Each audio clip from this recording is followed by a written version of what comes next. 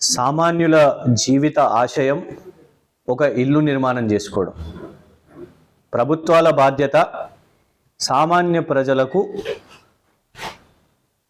ఎలాంటి చిక్కులు లేకుండా సులభంగా వాళ్ళ జీవితాన్ని కొనసాగించే విధంగా చట్టాలు ఉండాలి. కానీ కంటోన్మెంట్లో ఇప్పటికే ఇల్లు నిర్మాణం చేసుకోవడంలో చాలా ఇక్కట్లు ఉన్నాయి. ఇప్పుడు కొత్తగా వీళ్ళు నియమ నిబంధనలు తీసుకొని వచ్చిన తర్వాత, మార్ట్గేజింగ్ అనే ఒక క్లాజ్ తీసుకొని వచ్చిన తర్వాత ఇంకా కూడా ఇబ్బందులు సృష్టించే విధంగా ఇవాళ కంటోన్మెంట్ బోర్డు తీసుకుంటున్నది.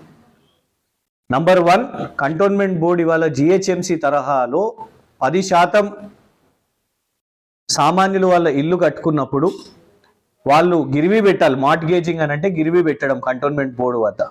అంటే సబ్ రిజిస్ట్రార్ ఆఫీస్ చుట్టూ తిరిగి ఇవాళ 10% వాళ్ళు గిరివి పెట్టుకొని అక్కడ సబ్ రిజిస్ట్రార్ ఆఫీస్లో అవినీతి జరుగుతుంది, అక్కడ ఇచ్చుకొని మళ్ళీ ఇక్కడ కంటోన్మెంట్ బోర్డులో అనుమతి కోసం ప్రదక్షిణాలు చేయాల్సిన ఒక అవసరం వచ్చే విధంగా ఇవాళ ఈ రెస్ట్రిక్షన్ ఉంది.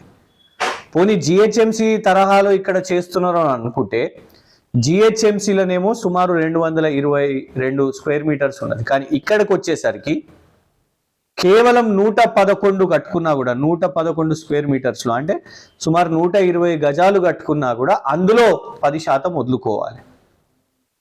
అండ్ అనుమతులు ఇచ్చేది ఎవరు? ఇప్పుడు జిహెచ్ఎంసీలో కార్పొరేటర్లు ఇస్తారా? ఎమ్మెల్యేలు ఇస్తారా అనుమతి? మేయర్లు ఇస్తారా? కాదు, అధికారులు ఇస్తారు అనుమతి. టౌన్ ప్లానింగ్ అధికారులు వాళ్ళవన్నీ కూడా చూసి ఆ తర్వాత అప్రూవల్స్ ఇస్తారు. దానికోసం టీఎస్ బీపాస్ అనే ఒక పాలసీ కూడా అక్కడ ఉన్నది.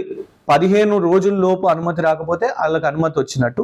ఒకవేళ ఏదైనా అందులో రిమార్క్స్ ఉంటే 15 రోజుల లోపే వాళ్లకు ఆ పాయింటర్స్ని ఇచ్చే ఒక సిస్టమ్ అక్కడ ఉన్నది. కానీ కంటోన్మెంట్లో అలాంటి సిస్టమ్ లేదు.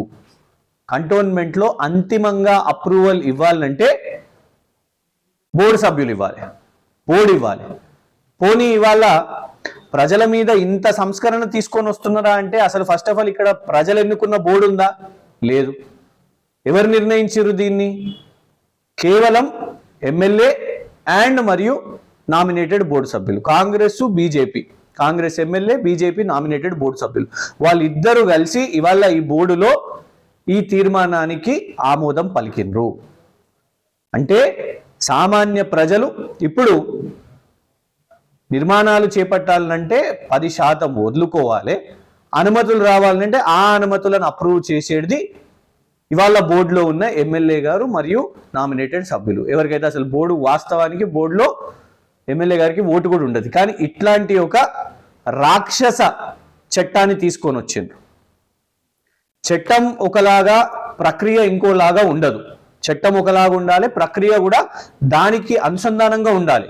ప్రజల కోసము నిర్మాణాల మీద చట్టాలు తీసుకొని వస్తే మార్ట్గేజ్ చేయాలి, ఇంత శాతం మీరు వదులుకోవాలనంటే సులభతరంగా టీఎస్ బీపాస్ అనేటివి, అనుమతులు అనేటివి ఉన్నాయి. కానీ ఇక్కడ మీరు మార్ట్గేజ్ అనే చట్టం తెచ్చినప్పుడు ప్రక్రియ సులభంగా అంటే లేనే లేదు. ఇది సామాన్య ప్రజల మీద ఒత్తిడి పెట్టి డబ్బులు సంపాదించుకోవాలి, డబ్బులు కొట్టేయాలి అనే ఆలోచన ఇందులో చాలా స్పష్టంగా కనబడుతున్నది. ఈ డబ్బులు ఎవరికి చేరుతాయి అనంటే అనుమతులు ఇచ్చేవారికి. అనుమతులు ఇచ్చే, అప్రూవల్ ఇచ్చే వ్యక్తులు ఎవరు అనంటే ఎమ్మెల్యే మరియు నామినేటెడ్ సభ్యులు. దీన్ని తక్షణమే రద్దు చేయాల్సిన అవసరం ఉన్నది. ఇప్పటికే కంటోన్మెంట్లో ప్రజలను బాగా ఇబ్బందులు పెడుతున్నారు. ఇంకా కంటోన్మెంట్లో ఎవరన్నా 100 గజాల పైన ఇల్లు నిర్మాణం చేసుకోవాలంటే భయపడిపోయే పరిస్థితి ఇవాళ కంటోన్మెంట్ బోర్డు తీసుకొని వస్తున్నది.